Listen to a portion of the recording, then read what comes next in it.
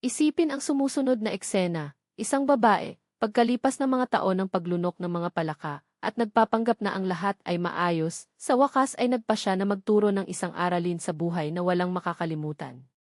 Ang kwentong ito ay hindi kathang, isip, ito ang katotohanan ng maraming pamilya, kung saan ang paggalang ay parang isang murang bargaining chip. At ngayon makikita mo ang isang kaso na nagpapatunay, kapag natapos ang pasensya, nagsisimula ang pagkamalikhain. Lahat tayo ay may taong iyon sa pamilya na nagiging mga petsa ng paggunita sa totoong mga pagsubok sa pagbabata. Para sa Oz sa 58 taong gulang, nasanay na siya sa isang mahusay na nasuri na script, ang iba ay nahulaan, o sa halip, ay kailangang hulaan, ang kanyang mga hangarin at tinupad ang mga ito ng isang ngiti sa kanilang mga mukha, na parang isang karangalan na maglingkod sa Queen of the Day. Ngunit mayroong isang detalye na hindi niya isinasaalang-alang, ang kanyang manugang na babae, ay hindi ang tipo na yumuko magpakailanman. Ikinasal sa loob ng 3 taon, ang At ay nabuhay ng isang katotohanan na naiba sa mga engkanto na ang kanilang biyenan ay mahal na mahal. Habang pinangarap ng Konstantinovna ang mga marangyang regalo, ang mag-asawa ay maaaring halos makatipid ng pera upang iwanan ang inuupahang apartment sa studio sa labas ng lungsod at pinangarap ang isang bata. Kasama ang kanyang katamtamang sweldo ng 40,000 rubles, bilang isang manager sa isang maliit na kumpanya, ay hindi kailanman nagreklamo. Ang na nakakuha ng kaunti pa, ay sinabihan mula noong siya ay bata na siya ay purong ginto, at sa makatuwid ang kanyang asawa ay dapat subukang mas mahirap na mapanatili ang pamantayan ng pamilya. Isang antas na, maginhawa, rose lamang pagdating sa mga kapritsyo ng kanyang ina. Nagsimula ang lahat ng isang buwan bago ang kaarawan ng kanyang biyenan. Ang, tulad ng dati, ay nagsimula ng kanyang kampanya ng mga inaasahan, tinawag niya ang lahat na kilala niya na uusapan ang tungkol sa kaganapan ng taon, ay bumagsak ng mga pahiwatig tungkol sa kung gaano kaganda ang aayos ng kusina at kung paano ang mga matikas na hikaw na ginto na may mga garnets ay magmukhang. Palaging matulungin sa mga mungkahi ng ina ay hindi na sayang ng oras. Kinabukasan, isang mensahe ang dumating sa cellphone sa gitna ng kanyang tumpok ng mga ulat sa trabaho. Listahan ng mga regalo para sa ina sa kanyang kaarawan mula sa aming dalawa. Redmond Multicoker, ang may malaking mangkok. Dyson Upright Vacuum Cleaner. Mga hikaw na ginto na may mga garnets, gusto niya ang tono na ito. Halos 40,000 bigyan o kumuha. Alam mo kung gaano kahalaga na mapanatili ang pagkakaisa sa pamilya, di ba? 3 beses na binabasa ng ang mensahe. 40,000 rubles, ang iyong buong sweldo para sa buwan. At hindi ito isang dibisyon ng mga gastos, hindi, ginugol na ni Maxim ang kanyang bahagi sa mga bagong gulong para sa kotse at pagiging kasapi ng gife, lalaki prioridad, tulad ng siya mismo ang sasabihin. Sa gabi, sa kalmado ng isang tao na nakakaalam na ang bomba ay sasabog, dinala niya ang paksa. Ang na may naturalness ng isang tao na umuulit ng isang memorize na pagsasalita, ay nagpapaliwanag na ang kanyang ina ay karapat, dapat na pinakamahusay, na ang itradisyon ay tradisyon at ang ay kailangang magpakita ng paggalang sa kanyang pamilya. Kapag tinanong niya kung bakit dapat niyang suportahan ang gayong kabutihang loob lamang, ang sagot ay mabilis, ang mga kalalakihan ay may iba pa, mas mahalagang responsibilidad sa pananalapi. Ang ay lumunok ng husto. Alalahanin ang iyong huling kaarawan kapag nakakuha ka ng isang hanay ng mga tuwalya na binili ng madali sa sulok na tindahan. Ang naman, pinarangalan ang kanyang manugang na may isang maliit na plastik at isang sermon tungkol sa kung paano, hindi kailangan ng mga kabataan ng mga luho. Makalipas ang isang linggo, isang bagong mensahe mula sa, at napili na rin ni nanay ang kanyang kaarawan na kaarawan din. Ito ay isang regalo mula sa amin sa iyo. Isang electric kettle, 1,200 rubles, mula sa online market. Dumating sa isang linggo. 40,000 kumpara sa 1,200. Ang kaibahan ay sobrang walang katotohanan na nasaktan. Ang ay palaging mapagpasensya, ngunit sa oras na ito isang bagay sa loob ng kanyang snap. Walang pagsigaw, walang mga slamming door. Isang tumango lamang at isang kikul na napaka-praktikal. Habang natutulog ng mapayapa sinimulan niyang iguhit ang kanyang plano. Sa susunod na 2 linggo, kumilos sina may katumpakan ng isang pangkalahatang paghahanda para sa labanan.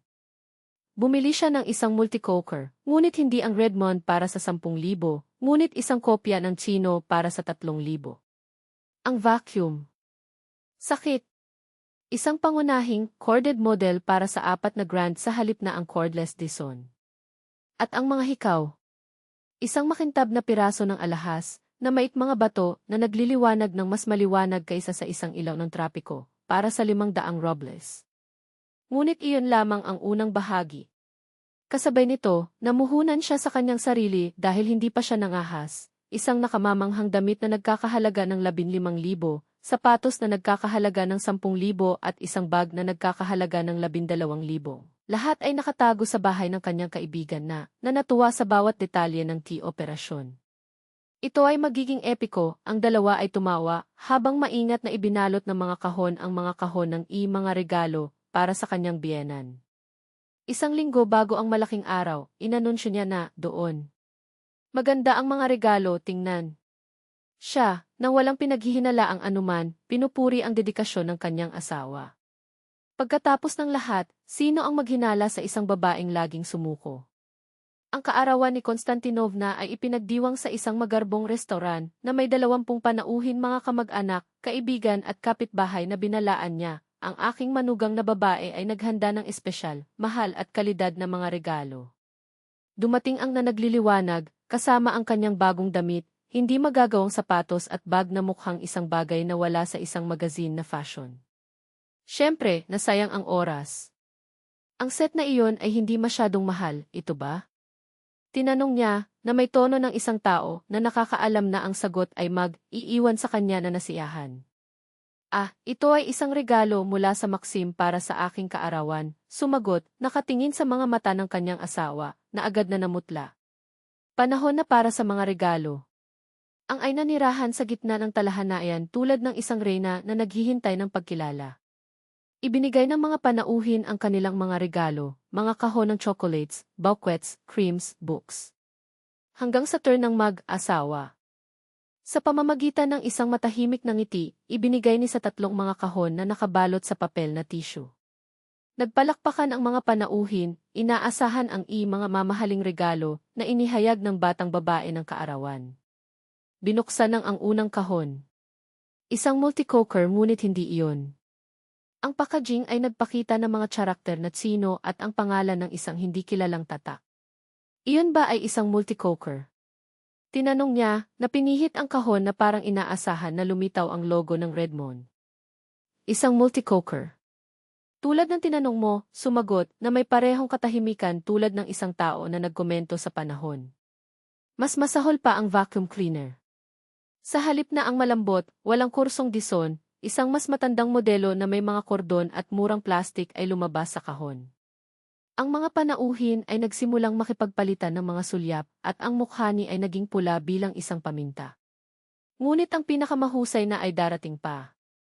Kapag binubuksan ang kahon ng mga hikaw, sinundan ng ang parehong ritual, tinanggal niya ang takip ng plastic packaging at nakaharap sa isang bulgar na piraso ng alahas na ang mga batog. Ay lumiwanag sa kahusayan ng isang neon sign. Ito ay malinaw na kahit na ang hindi bababa sa matulungin ay napansin ang peking.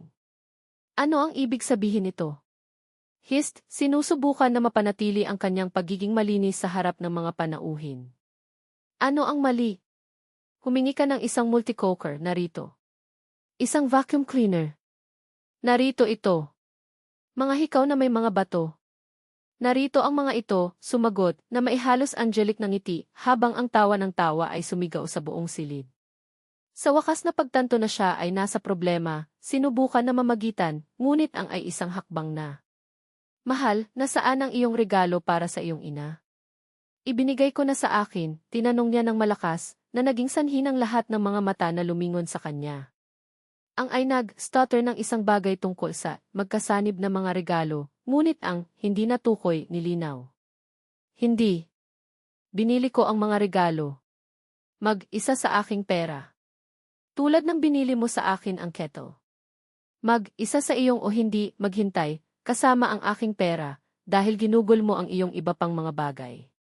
Ang katahimikan na sumunod ay tulad ng isang mahusay na pagsasalita. Si Lydia, napahiya sa harap ng lahat, ay walang pagpipilian kundi lunukin ang kanyang sariling gamot. At iniwan niya ang restauran gamit ang kanyang ulo na gaganapin mataas. Alam na, sa unahang pagkakataon, inilagay niya ang kanyang halaga sa itaas ng inaasahan ng ibang tao. Moral ng kwento. Ang paggalang ay hindi nagmakaawa, kinita ito. At kung minsan, maririnig, kailangan mong magsalita sa wika na naunawaan ng iba. Chay. Efferentially na may estilo. Panig ng hustisya. At, sa unahang pagkakataon, ang hustisya na ito ay may isang pangalan, balanse. Ang katahimikan na nahulog sa silid ay sapat na makapal upang i-cut gamit ang isang kutsilyo. Ang si ang kanyang anak na lalaki, ang kanyang Maxim, ang batang lalaki na pinalaki niya upang maging masunurin na anino, ay iginuhit lamang ang isang linya sa lupa. Hindi sa mga salita, ngunit sa isang otoridad ay hindi niya naisip na maaari niyang makuha. Hindi ito paghihimagsik. Ito ay paggalang sa sarili. Si Ki naman ay hindi na kailangang sabihin pa. Siya ay tumawid lamang sa kanyang mga braso at pinapanood habang ang kanyang asawa sa wakas ay naganap sa lugar na dapat niyang palaging sakupin, sa pagitan ng kanyang ina at asawa, hindi sa likod ng alinman sa kanila. Ang eksena ay halos nakakatawa, kasama ang kanyang buhok na hindi nasaktan at ang kanyang makeup na sinulid ng mga luha, ay parang isang bata na nagkaroon ng kanyang paboritong laruan na nakumpiska. Ngunit sa oras na ito, ang laruan ay ang kontrol na ginamit niya sa kanyang pamilya. Pinipili mo ba siya? Pinipili ko ang tama, sumagot si Maxim nang hindi kumikislap. Gumagana ang kitulad ng ginagawa ko. May karapatan siyang magpasya kung paano gugugol ang kanyang pera. At ikaw, nanay, ay walang karapatang humingi ng anuman sa sinuman. Ang lupa ay umiling o hindi bababa sa kung ano ang naramdaman ni Lydia. Sapagkat, sa unahang pagkakataon sa mga dekada, may nagsabi sa kanya na hindi. At hindi ito isang mahiyain, hindi ito sinamahan ng mga dahilan o pangako ng kabayaran. Ito ay isang matatag, tiyak na hindi, ang uri ng hindi na iiwan ng silid para sa emosyonal na blackmail o hysteria. Pinayagan ni Ki ang kanyang sarili ng isang maliit na ngiti. Hindi sa tagumpay, iyon ay magiging bulgar, ngunit wala sa kaluwagan. Dahil alam niya, ang sandaling iyon ay hindi tungkol sa pagwagi ng isang labanan. Ito ay tungkol sa pagsira sa isang ikot. Ang siklo ng mga kababaihan na nananatiling tahimik, na lumunok ng mga palaka, na pinansyal ang mga egos ng ibang tao, kapalit ng mga mumu ng pag-apruba. At tungkol sa mga regalo, iginiit ni, na parang mayroon pa ring ilang ace up ang kanyang manggas. Ang mga regalong natanggap mo ay buo, tuyo na sinabi ni Ki. Isang functional multi-cooker, isang vacuum cleaner na naglilinis ng maayos at ilang mga hikaw na, lantaran, tumutugma sa iyong panlasa. Kung hindi mo nagustuhan, maaari mo itong ibalik. O, mas mabuti pa, maaari mong malaman na magpasalamat sa kung ano ang mayroon ka. Binuksan ng ang kanyang bibig, isinara ito, binuksan ito muli, ngunit walang mga salita na lumabas. Dahil malalim, alam niya na wala siya. Hindi dahil sa kakulangan ng pagsigaw o drama, ngunit dahil, para sa isang beses, ang kanyang mga taktika ay hindi gumana. Ang teatro ay walang madla. Ang mga luha ay hindi lumambot kahit sino. At pinakamasama sa lahat, siya ay naging kontrabida sa kanyang sariling kwento. Sinamahan ni ang kanyang ina sa pintuan, hindi sa karaniwang pagsumite, ngunit sa postura ng isang tao na tumutupad ng isang tungkulin, hindi isang ritual ng kahihiyan. Nang siya ay bumalik, natagpuan niya ang Ki sa kusina, paggawa ng serbesa sa parehong 1,200 ruble tiapot ang isa, na hindi sinasadyang naging simbolo ng isang tahimik na revolusyon. Paumanhin, nagbulong siya, nakaupo sa mesa. Matagal na akong tumagal upang makita. Ibinuhos niya siya ng isang tasa, ang kanyang mga mata ay nagniningning ng isang bagay na hindi galit, hindi sama ng loob, ngunit pag-asa. Ang mahalagang bagay ay nakita mo ito. At ito ay tulad nito, sa pagitan ng singaw ng tsaa at ang bigat ng mga dekada ng mga sirang silenses, na may nagbago. Hindi dahil si Ki ay nanalo ng isang argumento, ngunit dahil, sa wakas, may napili na nasa tabi niya. At iyon, higit sa anumang mamahaling regalo, ay hindi mabibili ng halaga. Iyon ang sandali kung kailan ang mga kaliskis ng karaniwang kahulugan sa wakas ay naka-tip sa tamang direksyon. Ang katotohanan, nanay, ay ang lahat ng nangyari sa iyong kaarawan ay bunga ng iyong sariling mga pagpipilian. Hinihiling mo ang mga mamahaling regalo mula sa isang tao na inaalok mo lamang ng mga mumo. Ngunit ako ang iyong ina. Ito ay... At ang pagiging isang ina ay hindi nagbibigay sa iyo ng karapatang ipahiya ang aking asawa o hilingin ang imposible mula sa kanya. Ang mga salitang ito ay sumigaw tulad ng isang suntok sa dibdib ni Lydia Konstantinovna. Sa unahang pagkakataon sa kanilang mga taon ng pag-aasawa, si Maxim ay hindi lamang nakipagtulungan kay Kira, siya ay nakulong sa kanya. Ang ina mismo. Ang bali sa sandata ng kontrol na kanyang nilinang ay nakikita na ngayon masakit. Iniwan niya ang slamming ang pintuan, nagbabanta na disinherit ang kanyang anak, na para bang mabibili ng pera ang katapatan na nawala na. Kapag ang tunog ng sasakyan ay lumayo, pinakawala ni Maxim ang isang mabigat na buntong, hininga, na parang nagdadala siya ng pasanin sa loob ng mga dekada. Lumingon siya kay Kira, ang kanyang mga mata ay napuno ng isang bagay sa pagitan ng panghihinayang at pasasalamat. Kira, patawarin mo ako. Bakit? Tanong niya, kahit alam niya ang sagot. Para sa hindi pagtatanggol sa akin. Para sa pagpapaalam sa iyong ina na tratuhin ako tulad ng isang maid. Para sa mga nakakatawa na tilistahan ng regalo. Hindi siya tumugon sa mga salita. Binuksan niya ang kanyang mga bisig, at pinuntahan niya siya, hindi sa obligasyon, ngunit dahil, sa unahang pagkakataon, naramdaman niya na ang yakap ay taos, puso. Inilibing ni Maxim ang kanyang mukha sa kanyang buhok at nagbulong. Ayokong makipaglaban sa iyo at sa aking ina. Hindi ko lang nakita kung gaano ako katarungan. Kagaya mo. Sa sarili ko. Hindi ko nais na paghiwalayin ka, si Kira ay humugot ng sapat upang tumingin sa kanyang mga mata. Pagod lang ako sa hindi nakikita. Ng pagiging huling linya. At naroroon, sa pagitan ng amoy ng malamig na tsaa at ang katahimikan na sumunod sa mga taon ng pagkakatugma, na ang isang bagay ay muling ipinanganak. Hindi kapayapaan, darating sa ibang pagkakataon, ngunit ang katiyakan na, sa unahang pagkakataon, nasa magkabilang panig sila. Ang mga buwan na sumunod ay hindi madali. Ipinahayag ni Lydia Konstantinovna ang digmaan, boycotted niya ang mag-asawa, na kumalat sa kanyang mga kakilala na ang kanyang manugang ay walang utang na loob, walang puso na ambisyoso. Ngunit ang epekto ay kabaligtaran ng inaasahan. Ang mga nakakakilala sa Vienna sa loob ng maraming taon ay tumango lamang sa isang pag-unawa ng ngiti nang marinig nila ang kanyang mga reklamo. Maraming kababaihan ang lihim na humanga sa katapangan ni Kira. Ang ilan ay nangahas na magtanong, sa isang mababang tinig, paano mo ito nagawa? Si Maxim naman ay nagsimulang magbago. Natuto siyang maging asawa, hindi isang anak na walang hanggan na gaganapin ang hostage ng inaasahan ng kanyang ina. Nagsimula siyang gumawa ng mga pagpapasya nang hindi kumonsulta sa kanyang ina, upang ipagtanggol si Kira ng walang takot, upang hatiin ang budget ng patas. 6 na buwan pagkatapos ng iskandalo, ginawa ni Lydia Konstantinovna ang unang paglipat sa truce, tinawag niya ang pagrereklamo ng mga sakit sa dibdib. Nagpunta si Maxim upang makita siya, ngunit sa pagkakataong ito ay hindi siya nag-iisa. Kinuha nito si Kira. Ang pagpupulong ay panahunan, puno ng hindi komportable na mga pananahimik at malabo na sulyap. Ngunit walang sumisigaw. Walang mga ultimatums. Ang biyenan ay kailangang lunukin ang kanyang pagmamataas at umamin, kahit na sa sarili lamang, na kailangan niya ang kanyang anak na higit pa sa kailangan niya. At kung nais niyang panatilihin siya sa paligid, tatanggapin niya ang babaeng pinili niya. Kapag lumipas ang 1 taon pagkatapos ng insidente ng regalo, ang mga bagay ay naayos na sa isang bagong normal. Natuto si Lydia Konstantinovna na sukatin ang kanyang mga salita.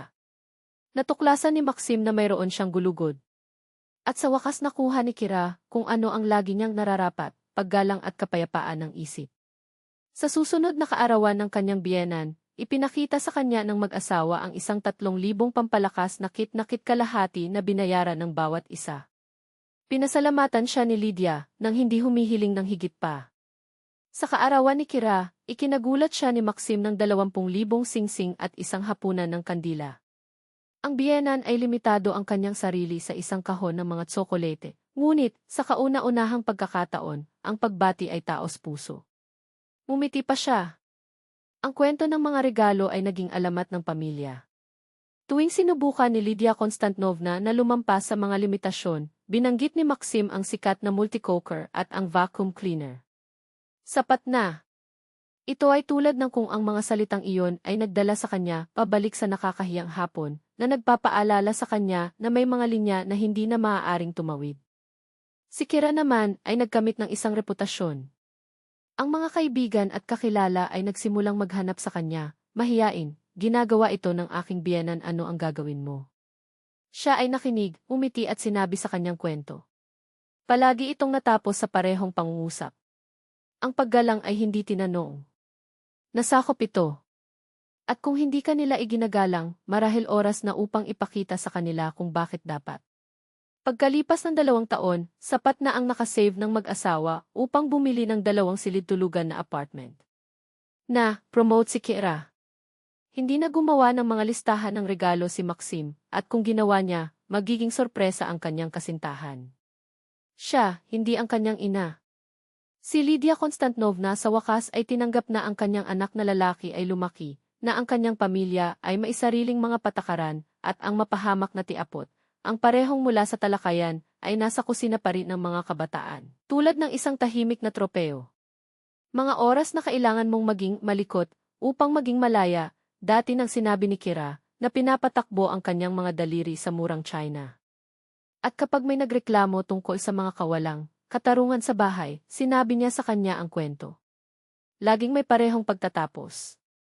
Kung hindi ka nila nakikita, tingnan mo sila.